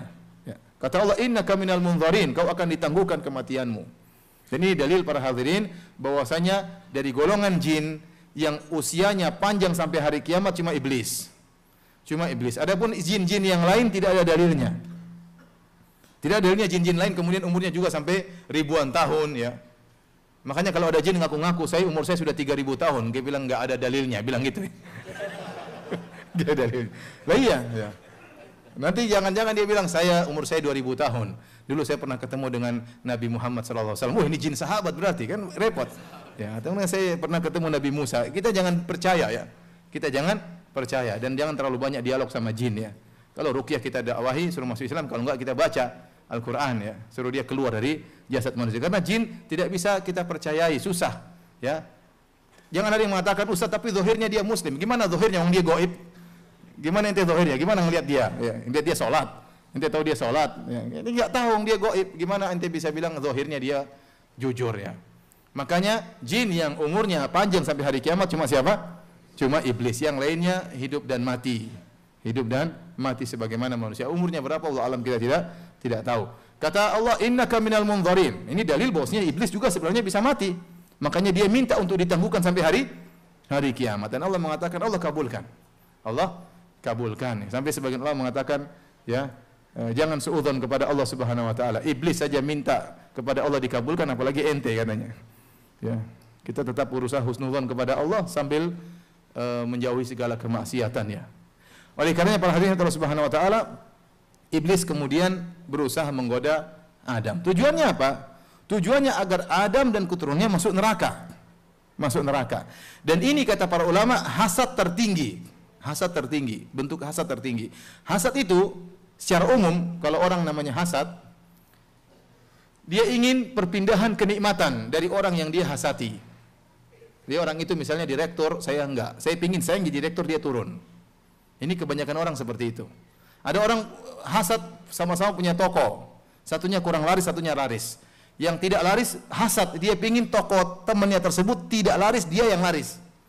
Dia ingin perpindahan kelarisan pindah kepada dia. Dia ingin direktur pindah kepada dia. Jadi kebanyakan orang hasad itu ingin pemindahan kenikmatan, paham? Ada seorang hasad sama temannya. Temannya punya istri yang cantik. Kata dia, kapan teman saya mati biar saya nikahi istrinya. Jadi apa namanya, perpindahan kenikmatan. Paham? Ini kebanyakan orang hasad seperti ini. Iblis dia tidak perlu perpindahan kenikmatan, dia hasadnya kurang ajar. Tidak apa-apa, saya nggak perlu tinggal di surga. Yang penting Adam ke neraka sama saya. Paham? Seharusnya kalau orang hasad, harusnya kalau iblis hasad, gantian saya yang di surga, Adam yang geser. Enggak, dia bilang saya enggak perlu di surga. Yang penting Adam masuk sama neraka sama. Ini hasad yang jelek seperti ini. Ada orang dua toko enggak laku, saya pingin dia juga enggak laku seperti saya enggak laku. Ini hasad ini saking parah ini apa? Busuknya hatinya. Makanya saya bilang ini hasad paling tinggi tuh, hasad paling top, hasadnya siapa? Iblis. Kenapa? Karena orang yang hasad itu orang menderita. Orang yang hasad itu yang paling dia siksa adalah dirinya sendiri sebelum dia menyiksa orang lain. Terlebih lagi, orang yang dia hasadi ternyata semakin berkembang, semakin kaya, semakin dikenal, dia semakin sakit apa? Sakit hati, ya. Semakin sakit hati. Maka orang yang hatinya bersih daripada hasad, maka dia bahagia, dia tentram, dia tenang, ya. Ya. Dia tahu bahwasanya pembagian seluruhnya dari Allah Subhanahu wa taala. Dia tahu pembagian ilmu juga Allah yang bagi, pembagian rizki juga Allah yang bagi. Dia ridho dengan apa yang Allah berikan kepada dia, sebagaimana dia ridho Allah memberikan kelebihan kepada saudaranya, ya. Dan dia yakin bahwasanya belum tentu kalau kelebihan tersebut Allah berikan kepada dia, belum tentu dia bisa menjadi orang yang bersyukur. Ya, kita sekarang hasad sama orang mungkin punya rumah mewah, punya mobil mewah. Coba kalau pinginnya kita yang seperti itu. Tapi Allah tahu ente enggak pantas jadi orang kaya. Kalau jadi orang kaya ente enggak pernah ngaji, enggak pernah ke masjid, ya. Nakal dan macam-macam, udah ente miskin cukuplah. Allah maha tahu, ya. Allah maha tahu, ya. Ada orang misalnya hasad, seorang dai hasad kepada dai yang mungkin terkenal, kalau dia datang yang hadir banyak. Allah tahu ente belum bisa seperti dia. Kalau ente seperti dia mungkin ente ria, sombong, kacau dan macam-macamnya. Ya, maka sudah ente begini-begini saja dai dai lokal, karena ada dai lokal, dai interlokal sama dai internasional, ya. Allah tahu ente belum pantas untuk menjadi dai internasional. Husnudzon kepada Allah. Karena kalau ente jadi dai internasional, mungkin ente sombong, riak dan macam-macamnya. Sudah belum. Ente pingin seperti Syekh Abdul Razak, ya ente siapa? Pingin di Istiqlal kemudian hadir sampai ratusan ribu, ya, ente siapa? Apa enggak kacau hati ente waktu yang hadir sebagian gitu banyak? Sudah ente kelas kampung saja sudah alhamdulillah. Jadi maksud saya tidak perlu kita hasad, kita husnudzon kepada Allah. Belum tentu kita bisa menerima kenikmatan tersebut. Ya, belum tentu. Allah lebih tahu. Yang penting kita berusaha. Ente bekerja, kerja cari rezeki. Ente jadi dai, belajar sebaik-baiknya. Tapi kalau tidak sampai pada derajat yang tinggi, yakinlah Allah lebih tahu yang terbaik bagi kita. Jangan suudzon kepada Allah Subhanahu wa taala. Taib, jadi iblis ini luar biasa hasadnya sampai dia enggak mesti gantikan Adam di mana? Di surga. Yang penting Adam masuk neraka sama dia. Itu cita-citanya. Taib, akhirnya iblis bersumpah kepada Allah Subhanahu wa taala untuk menggoda Adam, ya. Dia bersumpah, la aghwiyannahum ajmain, bukan cuma Adam, bahkan anak keturunannya. Saya akan goda Adam dan keturunannya seluruhnya. Iblis yang menjadi target iblis bukan Adam saja, tapi seluruh keturunannya. Kita semua ini kena target. Tidak ada yang luput dari target siapa? Iblis. Mau Anda ustadz kah? Semuanya kena target. Mau kiai, mau ulama, semuanya kena target apa? Iblis. Masing-masing sudah iblis rencanakan untuk digoda, untuk dimasukkan dalam neraka jahanam. Tsumma la'atiyannahum min baini aydihim wa min khalfihim wa an aymanihim wa an syama'ilihim wa la tajidu aktsarahum syakirin. Iblis bersumpah di hadapan Allah, ya Allah, saya akan datangi mereka dari depan, dari belakang, dari kanan, dari samping, dan kau akan dapati kebanyakan mereka tidak bersyukur. Kebanyakan mereka ingkar kepada Engkau, ya Allah. Iblis sudah berjanji bahwasanya saya akan menjerumuskan mereka, kebanyakan mereka dalam neraka jahanam. Dan ini tekad iblis, dan dia berazam untuk melakukannya, dan dia melakukannya. Taib. Allah ciptakan Adam. Allah sebutkan ayat 35, Allah ciptakan Adam. Rupanya Adam jalan sendiri, ya. Maka dia butuh teman. Allah ciptakan temannya siapa? Hawa. Ya. Sebagaimana Allah Subhanahu wa taala berfirman, ya ayuhan nasu taqu rabbakumul ladzi khalaqakum min nafsin wahidah. Wahai manusia sekalian, bertakwalah kepada Rabb kalian yang telah menciptakan kalian dari satu jiwa, yaitu Adam. Min nafsi wahidah. Wa khalaqa minha zaujaha. Kemudian Allah ciptakan dari satu jiwa tersebut istrinya, yaitu siapa? Hawa. Wa batha minhuma rijalan katsiran wa nisa. Setelah dari Adam dan Hawa maka Allah tebarkan banyak lelaki dan banyak wanita. Namun asalnya dari satu jiwa. Hawa diciptakan dari apa? Dari tulang rusuknya Adam. Sebenarnya dalam hadis yang sahih, kata Rasulullah SAW, istausu bin nisa'i khairan. Hendaknya kalian para suami berbuat baik kepada para wanita. Ya, kenapa? Fa innal mar'ata khuliqat min dhila. Karena wanita diciptakan dari tulang apa? Tulang rusuk. Wa inna a'waja syai'in fi dhila a'lahu. Dan sungguhnya yang paling bengkok di tulang rusuk itu bagian atasnya. Fa in dhahabta tuqimuha kasartaha. Kalau kau hendak meluruskan tulang tersebut, meluruskan wanita, kau akan mematahkannya. Ya. Maka ingat, wanita itu diciptakan dari tulang rusuk yang apa? Yang bengkok. Dan paling bengkok mananya? Atasnya. Sebenarnya Allah mengatakan yang paling bengkok itu ininya, apa namanya? Kelihatan kan? Maksudnya apa? Maksudnya mereka naqisatu aqlin. Akal mereka apa? Akal mereka kurang. Sini sering saya sampaikan. Bukan maksudnya akal mereka kurang berarti IQ mereka, kecerdasan mereka jongkok, tidak. Kita tahu sebagian kita pernah sekolah, ya, laki-laki kita ranking 12, kemudian perempuan ranking 1. Banyak seperti ini. Mereka lebih cerdas daripada kita dari sisi IQ. Tetapi yang dimaksud bukan dari situ. Yang Rasulullah SAW katakan akalnya kurang artinya apa? Mereka lebih mendahulukan perasaan daripada nalar. Mereka lebih mendahulukan perasaan daripada nalar. Oleh karenanya Rasulullah SAW menjelaskan wanita itu diciptakan dari tulang yang bengkok. Maka jangan sekali-sekali wanita merasa dirinya lurus. Ingatlah dia itu bengkok. Ya. Oleh karena para hadirin Allah Subhanahu wa taala, saya sering sampaikan sebagai bukti. Coba kalau Anda kasih uang sama wanita. Nih uang. Kita punya gaji 2 juta nih. Masuk ke mall. Bawa aja ke mall. Kenapa? Bawa ke mall. Ingat ya, jangan beli macam-macam ya. Dia pasti tergoda. Ya. Lihat baju baru, ini baru. Jangan beli apa-apa ya. Susah dia. Dia akhirnya ngambil baju. Waduh. Padahal SPP anak belum bayar. Dia ambil aja. Nanti suami saya bisa hutang katanya. Ambil aja. Kenapa? Dia mendahulukan perasaannya daripada apa? Karena dia pingin, gimana lagi? Dia tidak mikir nalarnya, dia terputus, dia tidak mikir bahwasanya masih begini, enggak. Dia pokoknya beli. Ya, laki-laki enggak, laki-laki kalau suruh masuk mall, milih-milih baju, dia aduh, mau beli nanti belum bayar. Waduh, listrik belum bayar. Udah enggak jadi beli. Akhirnya enggak jadi beli karena terlalu banyak mikir. Tapi perhatian Allah Subhanahu wa taala, oleh karenanya ya,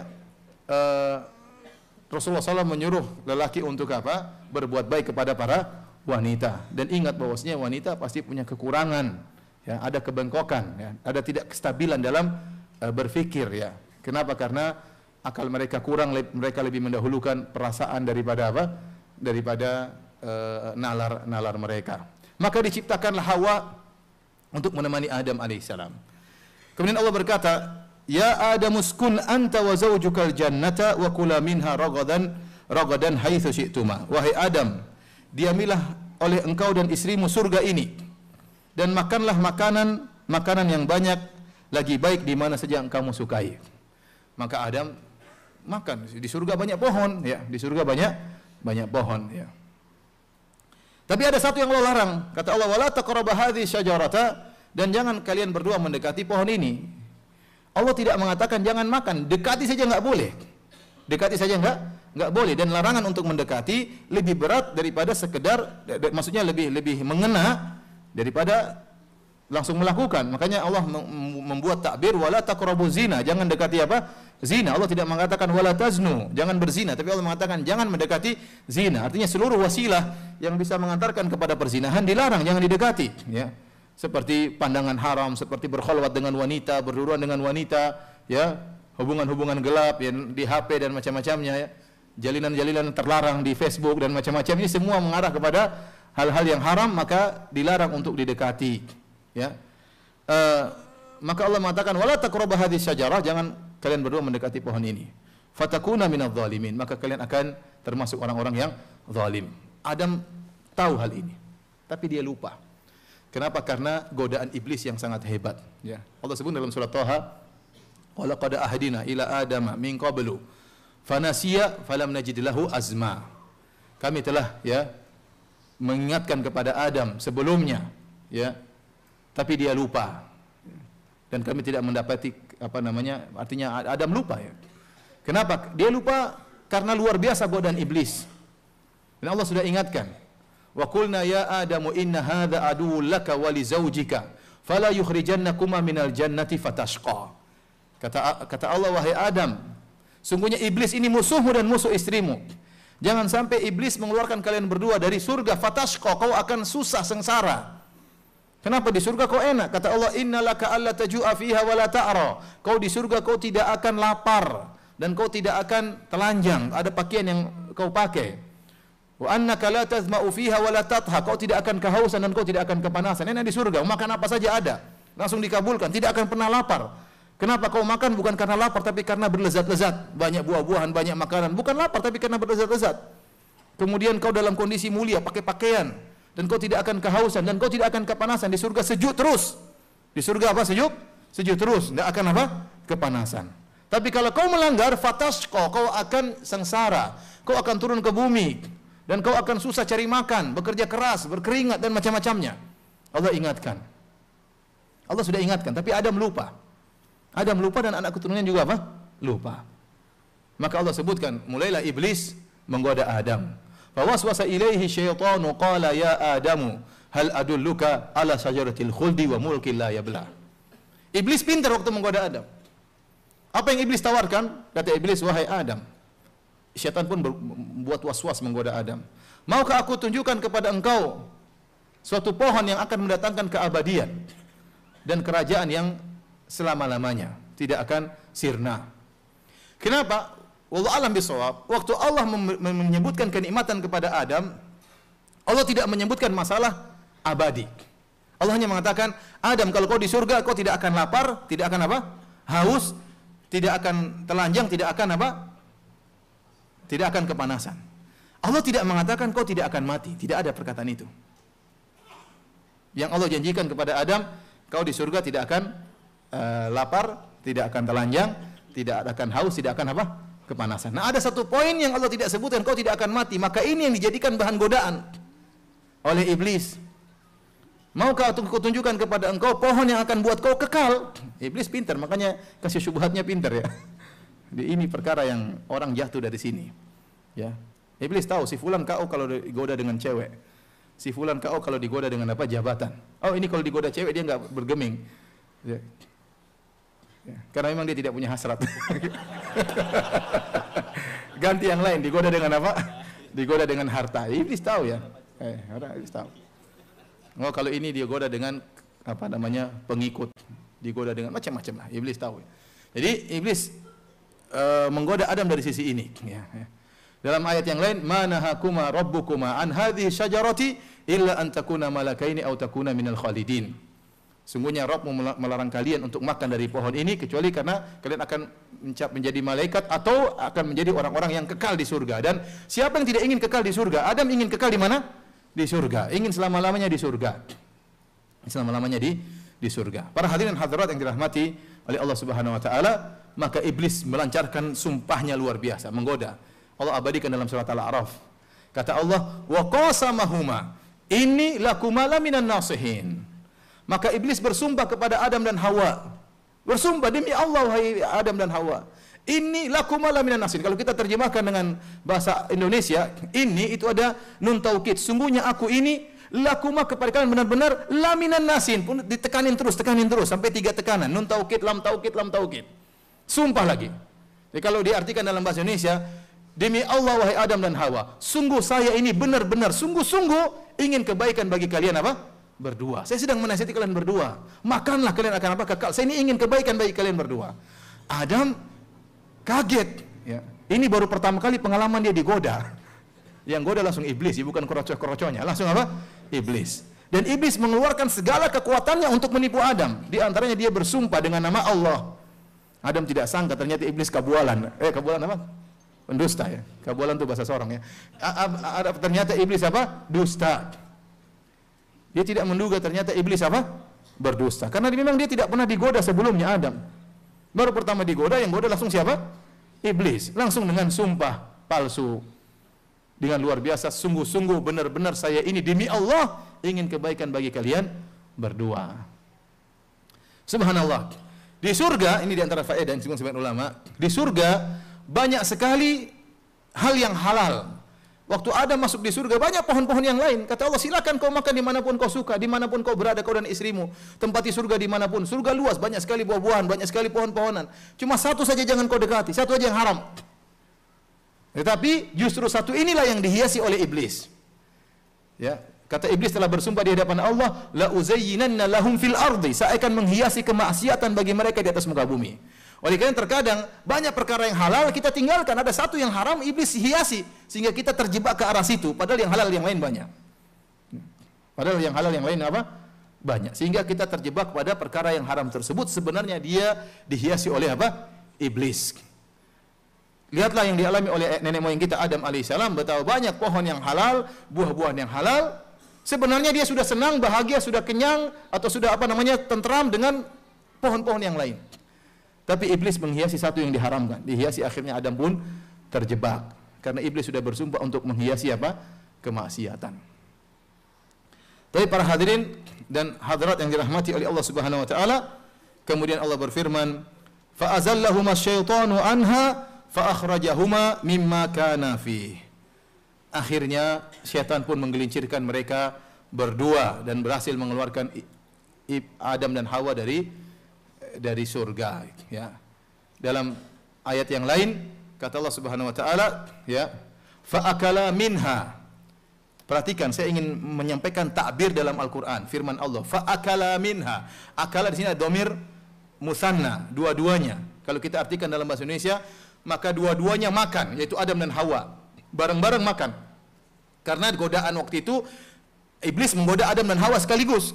Karena ini berduaan terus, bukan datang ke Hawa dulu baru kemudian kemana? Ke Adam, atau Adam dulu baru ke Hawa. Tidak, mereka lagi berdua, ya. Inilah kuma, makanya dalam Al-Qur'an, inilah kuma laminan nasihin.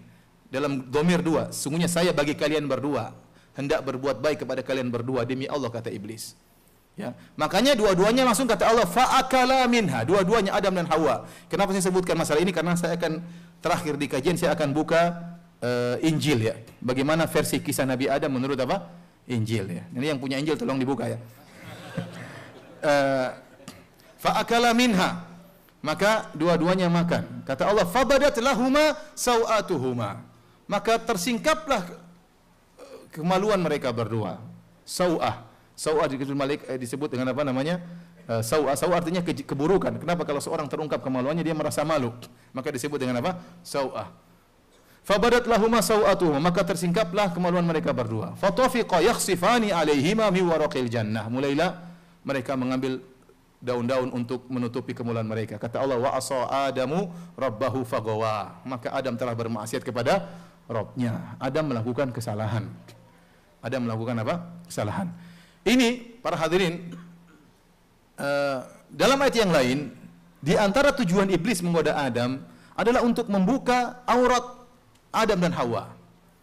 Makanya Allah sebutkan dalam surat Al-A'raf, ya bani Adam, la yaftinannakumus syaitanu kama akhraja abawaykum minal jannah, yanzi'u anhuma libasahuma liyuriyahuma sawatihima.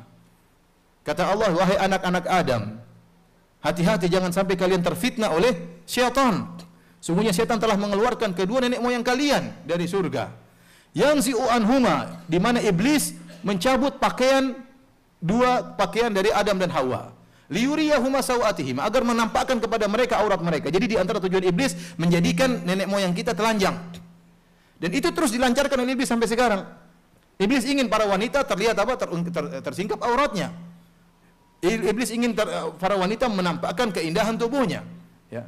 Apalagi sekarang timbul propaganda yang menyatakan bahwasanya itulah kemodernisasi. Namanya modern, peradaban, kemajuan. Kalau para wanita terbuka sebagian auratnya, terbuka sebagian betisnya, terbuka sebagian pahanya, terbuka sebagian buah dadanya, inilah kemajuan.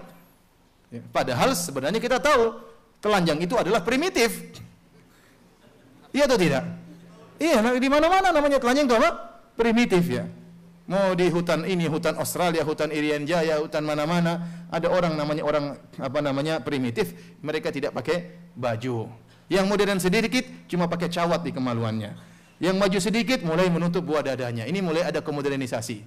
Akhirnya manusia semakin berkembang, mulai rapi, mulai pakai baju, mulai sopan, mulai menutup. Maka itu peradaban. Sekarang ingin dibalik oleh syaitan, justru yang telanjang-telanjang itu yang apa? Merupakan peradaban. Dan ini memang tujuan setan dan itu laris. Sekarang justru orang yang pakai jilbab maka dilihat macam-macam. Ini kok pakai jilbab? Apa namanya? Orang kampung ya. Apalagi namanya Khadijah, Fatimah. Maunya namanya keren-keren, Julia, apa namanya? Juju gitulah pokoknya namanya. Ini sudah nama Fatimah, Khadijah, Aisyah pakai jilbab, kampung banget ya. Jadi kesankan bahwasanya orang yang pakai jilbab orang primitif. Padahal sebaliknya yang terbuka auratnya itulah yang apa? Primitif ya. Yang primitif ya.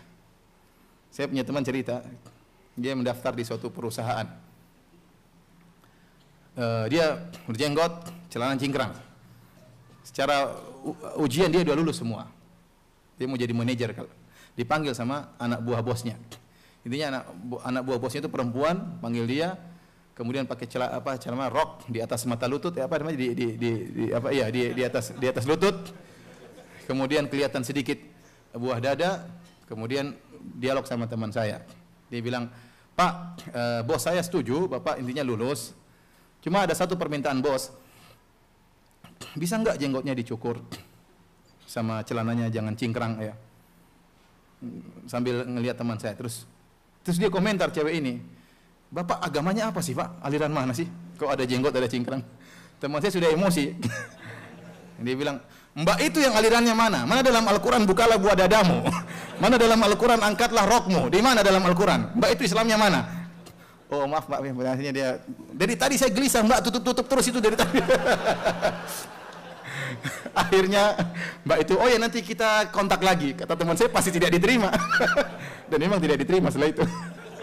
Jadi aneh, sekarang orang yang menjalankan Islam dengan baik dituduh dengan pandangan yang tidak-tidak. Yang pakai jilbab dibilang primitif, yang pakai jilbab dibilang ketinggalan zaman. Ini semuanya kerjaan syaitan. Syaitan memang ingin menampakkan aurat wanita sebagaimana syaitan telah membuka auratnya Adam dan Hawa nenek moyang kita. Taib, para hadirin dan hadirat yang dirahmati Allah Subhanahu wa taala, akhirnya ya Adam alaihissalam bersalah dan ini pertama kali dia berdosa kepada Allah Subhanahu wa taala. Allah mengatakan, "Wa qulna bitu ba'dukum li ba'dhin adu." Turunlah kalian ke bumi, sebagian kalian akan menjadi musuh bagi yang lain. Dari sini khilaf di kalangan para ulama. Apakah surganya Adam yang Adam pernah tempati alaihi salam itu surga yang akan didatangi oleh orang kaum mukminin di hari kiamat kelak, ataukah surganya dulu surga lain berbeda dengan surga yang akan didatangi oleh kaum mukminin? Maka ada khilaf di kalangan para ulama, dua pendapat. Jumhur ulama berpendapat bahwasanya surga itulah yang pernah Adam keluar darinya, itulah surga yang akan didatangi oleh kaum mukminin pada hari kiamat. Sebagian lagi mengatakan tidak. Kenapa? Karena di surga yang pernah ditempati Adam ada yang diharamkan. Ada yang diharamkan, itu pohon apa? Pohon khuldi. Sementara surga nanti di hari kiamat tidak ada yang apa? Tidak ada yang diharamkan, semuanya halal. Ini menunjukkan surga yang berbeda. Ada yang mengatakan surganya di bumi, adanya surga bukan di langit tapi di mana? Di bumi, entah di daerah India, daerah mana ya. Yang benar Allah alam bisawab, surga itu surga yang akan didatangi oleh kaum mukminin. Dan surga yang ditempati oleh Adam dahulu bukanlah darul jaza. Makanya beda aturannya. Adam bukan darul jaza, memang Allah tempati Adam, ya. Tempati Adam untuk digoda oleh iblis, kemudian Allah, dan Allah memang sudah rencanakan Adam untuk tinggal di atas muka bumi sebelum Allah menciptakan Adam. Makanya Allah mengabarkan kepada para malaikat, "Inni ja'ilun fil ardi khalifah." Saya akan ciptakan manusia di mana? Di muka bumi. Cuma skenario ceritanya sampai ke bumi begitu ceritanya. Tinggal ke surga dulu sehingga ada kerinduan anak-anak Adam untuk kembali kepada kampung halaman yang sungguhnya, itu apa? Surga. Dan surga berbeda memang. Berbeda, surga maksudnya berbeda, bisa mengalami perubahan. Ini pendapat yang kuat bahwasanya surga bisa mengalami perubahan, ya. Tidak statis seperti itu. Makanya Rasulullah SAW mengatakan, barang siapa berzikir seperti ini ditanamkan bagi dia pohon korma. Barang siapa yang bikin begini maka dibangunkan bagi dia istana di surga. Berarti ada perkembangan, tanam ditambah. Di zaman Adam dulu belum ada bidadarinya. Cuma siapa? Hawa. Cuma Hawa. Makanya Adam ini nabi yang tidak poligami, ya.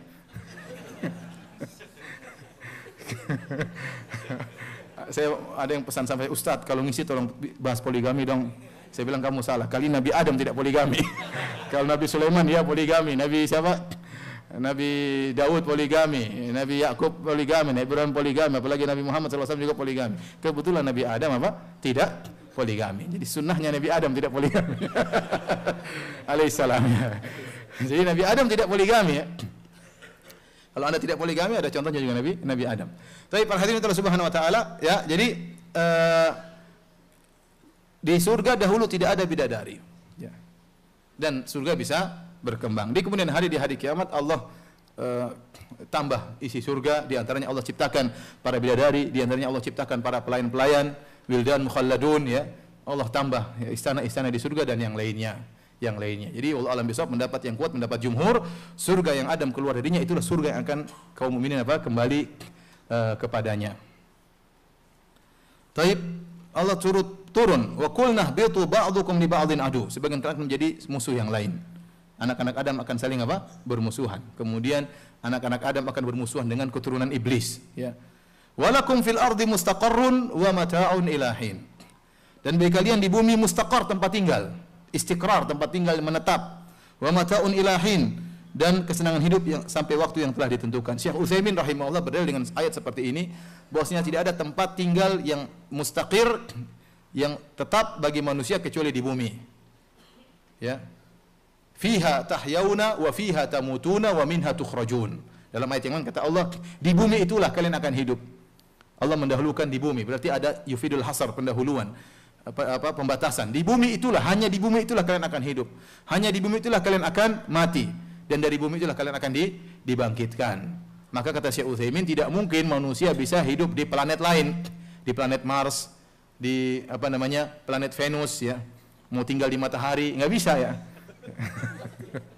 Nggak bisa tinggal di matahari, ya. Ya. Tidak ada tempat tinggal, cuma di mana? Cuma tinggal di mana? Di bumi. Kalaupun ada orang bisa sampai ke bulan, ya cuma sampai aja, tapi mau hidup sana, mau hidup tentram seperti layaknya bikin sekolah di sana, bikin pondok di sana, nggak bisa. Cuma bisa di mana? Di bumi. Karena Allah mengatakan fiha tahyauna wa fiha tamutuna wa minha tukhrajun. Disitulah kalian akan hidup, situlah kalian akan mati, dan disitulah kalian akan dibangkitkan. Jadi cuma bumi tempat kita tinggal yang wajar bagi manusia. Kalaupun ke bulan yang sebentar, butuh lagi balik, butuh asupan bantuan dan yang lain-lainnya. Kemudian kata Allah, fatalaqa Adamu min rabbih kalimatin fataba alaihi. Nabi Adam alaihissalam waktu bersalah, baru pertama kali dia punya pengalaman berdosa. Nabi Adam alaihissalam. Ini dalil kata para ulama dan pendapat jumhur ulama, bahwasanya nabi, para anbiya mungkin melakukan dosa, tapi dosa kecil. Ya. Mereka maksum dari dosa besar, namun mereka tidak selamat dari dosa kecil. Dan kalau mereka melakukan dosa kecil, langsung ditegur oleh Allah Subhanahu wa taala. Ya. Di antaranya dalilnya banyak, seperti Nabi Adam melanggar perintah siapa? Allah Subhanahu wa taala. Di antara Nabi Musa pernah melakukan kesalahan, mukul orang sampai akhirnya tidak sengaja ini orang tersebut mati, ya. Dan banyak, ya. Nabi Muhammad sallallahu alaihi wasallam ditegur oleh Allah, lima tuharrimu ma ahallallahu lak, kenapa kau mengharamkan apa yang Allah halalkan bagimu? Abasa wa tawalla an ja'ahul a'ma, dia berpaling dan bermuka masam tatkala datang orang yang buta, ya. Jadi ada teguran-teguran, ya, Allah kepada nabi, para anbiya. Nabi Nuh alaihissalam juga tatkala minta agar Allah menyelamatkan putranya, Allah tegur. Itu kesalahan. Jadi pendapat yang kuat bahwasanya para anbiya mereka bisa jadi terjerumus atau salah dalam dosa-dosa kecil, namun itu pun sedikit, dan mereka yang perlu kita contoh langsung bertobat. Mereka langsung bertobat, ya. Mereka langsung bertobat, ya. Oleh karena Nabi Adam alaihissalam langsung bertobat. Nabi Adam baru pertama kali bersalah, ya. Maka bagaimana cara bertobat? Allah ilhamkan. Inilah makanya Allah berkata, fatalaqa Adamu min rabbih kalimat. Maka Adam menerima dari Rabbnya kalimat-kalimat. Itu kalimat untuk minta taubat. Apa kalimat tersebut? Rabbana zalamna anfusana wa illam taghfir lana wa tarhamna lanakunanna minal khasirin. Itu Rabbana zalamna anfusana. Ya Rabb kami, sungguhnya kami telah menzalimi diri kami, ya. Wa illam taghfir lana wa tarhamna, kalau engkau tidak mengampuni kami dan tidak merahmati kami, lanakunanna minal khasirin, kami termasuk dari golongan yang merugi. Maka Adam pun mengucapkan kalimat tersebut. Fatalaqa Adam min rabbi kalimat. Nabi Adam menerima ilham dari Allah tentang cara bertobat. Fataba alaih, maka Allah pun menerima taubatnya. Innahu huwa tawwabur rahim. Sungguhnya Allah adalah Maha penerima taubat dan Maha penyayang. Qul nahbitu minha jami'an. Kata Allah, kami katakan turunlah kalian seluruhnya dari surga, seluruhnya. Dan kalian akan menghadapi kesulitan. Namun apa kata Allah? Fa imma ya'tiyannakum minni hudan. Kalau datang kepada kalian petunjuk dariku, faman tabi'a hudaya fala khaufun 'alaihim wa lahum yahzanun. Barang siapa yang ikut petunjukku, maka dia tidak akan khawatir dan juga tidak akan bersedih. Jadi Allah sebutkan Nabi Adam, fatashqa, kalau kau melanggar kau akan susah di bumi. Benar. Tapi Allah kasih jalan keluar, ada solusinya. Kata Allah, fa imma ya'tiyannakum minni hudan. Kalau datang petunjuk dariku, maka ikutilah. Kalau kau ikuti petunjuk, maka kau tidak akan sedih dan kau tidak akan khawatir. Oleh karenanya, kita di dunia ini memang akan mengalami kesulitan. Dan selalu manusia diciptakan dengan kepayahan. Laqad khalaqnal insana fi kabad. Kata Allah, kami menciptakan manusia dengan kepayahan. Dan benar kepayahan. Sejak lahir dalam kandungan payah, bikin payah ibunya kesusahan, tatkala melahirkan juga dengan apa? Kepayahan, ibunya bertarung dengan kematian, tatkala sudah lahir juga kepayahan, ya. Susah ibunya merawatnya, menyusuinya sampai 2 tahun, tatkala diurus juga dengan kepayahan, susah dia merangkak, kemudian tidak mengerti, akhirnya bisa ngomong, akhirnya mulai mengerti dengan kepayahan, ya. Kemudian menjalani kehidupan, ingin makan juga dengan kepayahan, ya. Ingin memiliki sesuatu dengan kepayahan, semuanya dengan kepayahan, ya. Ingin mau nikah juga dengan apa? Kepayahan, harus cari uang untuk apa? Mahar, ya. Apalagi orang Bugis ada namanya uang naik, ya. Uang naik untuk apa? Orang tua, mahar lain, uang naik apa? Lain, ya. Kalau orang Jawa naik turun gratis. Ini uang naik mahal, bayar lagi lebih mahal daripada maharnya. Semuanya kesulitan, enggak ada yang mudah, semuanya apa? Sulit. Kemudian tatkala dia akan meninggal dunia, mengalami sakratul maut dengan kepayahan. Kemudian dalam alam barzakh juga dengan apa? Kepayahan. Dibangkitkan dari kuburan juga dengan kepayahan, di bawah terik matahari, ditimbang, dihisap oleh Allah juga dengan kepayahan. Seluruhnya kepayahan, melewati sirat, semuanya dengan kepayahan. Kapan dia selesai? Kalau sudah menginjakkan kakinya di surga, baru dia apa? Istirahat. Oleh karena para hadirin dan hadirat yang dirahmati Allah Subhanahu wa taala, kita di dunia Allah sebutkan kepada Adam, fatashqa, kau akan susah. Itu dialami oleh Adam dan kita keturunannya. Tetapi Allah kasih solusi. Kalau ada hidayah datang dariku, ikuti. Maka meskipun kepayahan yang kalian dapati, kalian akan tentram, jauh dari kesedihan, ya, jauh dari kekhawatiran. Makanya kalau orang beriman kepada Allah, belajar Al-Quran, belajar sunnah-sunnah Nabi, dia akan tentram meskipun kondisi mengacaukan, kondisi kacau, kondisi mungkin parah. Tapi karena dia belajar Al-Quran dan Sunnah, dia jalankan perintah Allah, perintah Rasulullah SAW, maka dia akan mendapati ketentraman. Dia akan mendapati apa? Kebahagiaan. Karena itu janji Allah Subhanahu wa taala. Tapi para hadirin dan hadirat yang dirahmati Allah Subhanahu wa taala, kita selesai dari kisah Nabi Adam menurut versi Al-Quran. Sekarang kita buka kisah Nabi Adam menurut versi Perjanjian Lama. Antum silakan buka Kitab Kejadian 3, ya. Atau antum dengar aja, ya. Dari ayat pertama dan seterusnya. Judulnya manusia jatuh ke dalam dosa. Manusia jatuh ke dalam dosa, ya. Saya akan bacakan, ya. Baik. Ayat pertama. Adapun ular ialah yang paling cerdik dari segala binatang di darat yang dijadikan oleh Tuhan Allah. Ular itu berkata kepada perempuan itu. Jadi dalam Taurat atau Perjanjian Lama ini, ya, bahwasanya yang menggoda Hawa itu apa? Ular. Yang digoda Hawa dulu. Jadi yang digoda Hawa baru Hawa menggoda Adam.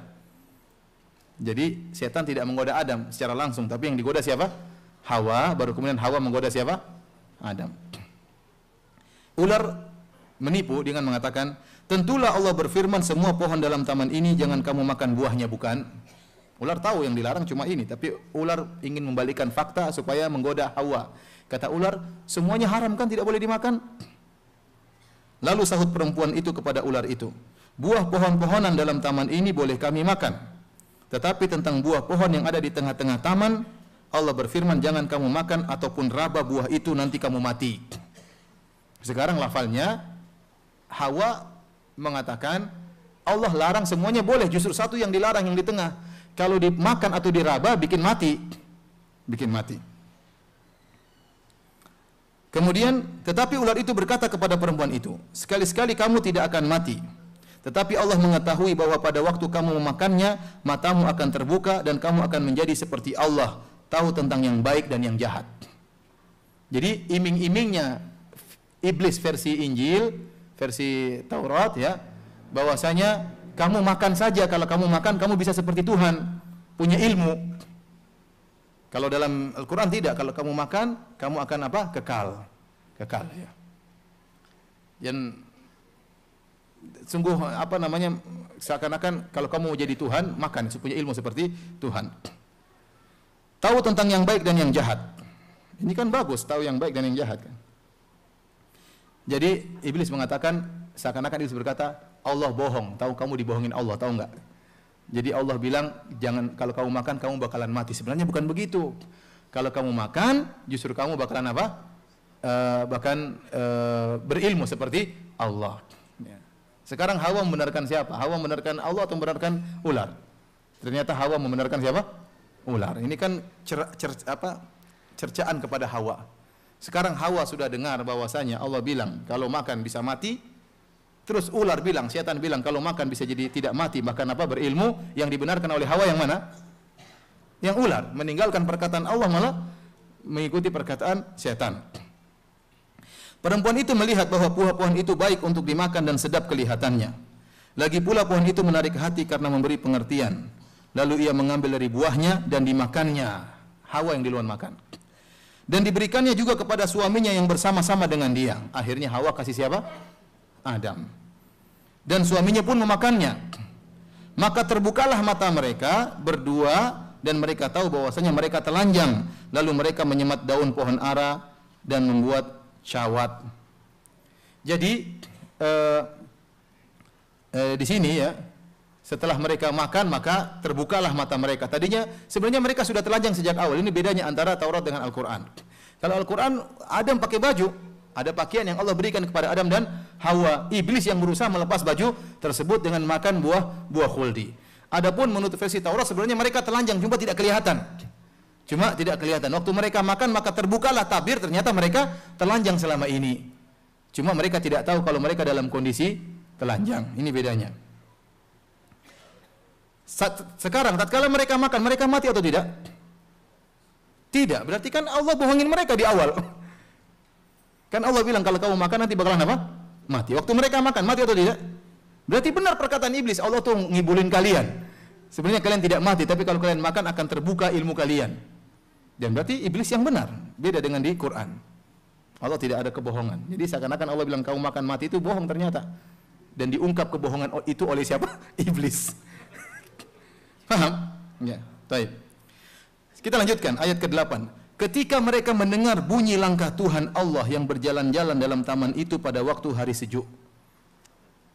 Ada Allah lewat di hari yang sejuk ya. Jadi surga terkadang sejuk, terkadang panas sepertinya. Jadi mengatakan pada hari yang apa? Sejuk. Berarti kelazimannya ada waktu panas, ada waktu dingin sekali ya. Beda kalau di surga kata Allah innaka la tadma'u fiha wa la tadha. Kau tidak akan apa? Kepanasan. Ya. Sementara di sini Allah sedang berjalan-jalan. Terdengar langkah Tuhan. Bersembunyilah manusia dan istrinya terhadap Tuhan. Jadi Adam sembunyi, Hawa sembunyi. Dan ini celaan terhadap Adam. Seakan-akan dia meragukan ilmu Allah. Seakan-akan kenapa dia mau sembunyi? Karena ada keyakinan kalau dia sembunyi tidak ketahuan. Seakan-akan Allah tidak maha mengetahui segala sesuatu. Ya, dalam Al-Quran tidak ada demikian. Begitu Adam dan Hawa makan, mereka langsung menyesal, bertobat kepada Allah. Mereka tahu mereka melanggar dan Allah pasti tahu apa yang mereka lakukan. Sekarang ini Adam dan Hawa berusaha apa? Sembunyi. Kenapa? Terdengar langkah Tuhan di mana? Di surga. Tuhan lagi jalan-jalan di surga. Kemudian bersembunyilah manusia dan istrinya terhadap Tuhan Allah di antara pepohonan dalam taman. Tetapi Tuhan Allah memanggil manusia itu dan berfirman kepadanya, "Di manakah engkau?" Ternyata Tuhan memang cari. Adam, di mana Adam? Benar-benar tidak tahu, dia cari. Di manakah engkau? Kan nyari ini. Berarti berhasil persembunyiannya. Berhasil atau tidak? Berhasil. Allah cari. Ia menjawab. Adam menjawab, "Ketika aku mendengar bahwa engkau ada dalam taman ini, aku menjadi takut karena aku telanjang. Aku sudah telanjang ya Allah, sebab itu aku bersembunyi." Allah tanya lagi, "Siapa yang beritahukan kepadamu bahwa engkau telah telanjang?" Allah tidak tahu kalau mereka sudah apa? Telanjang. Siapa yang kasih tahu kau telanjang? "Apakah engkau makan dari buah yang kularang kau makan?" Allah tanya lagi, "Kau makan ya, melanggar ya?" Subhanallah. Kalau dalam Al-Quran tidak ada begitu. Allah langsung tahu semuanya. Ini Allah tanya, "Kau telanjang ya? Makan ya, melanggar ya?" Lihat Adam di sini waktu ketahuan, dia jelaskan, dia tidak mengaku salah. Dia melemparkan kesalahan kepada Hawa dalam versi Taurat.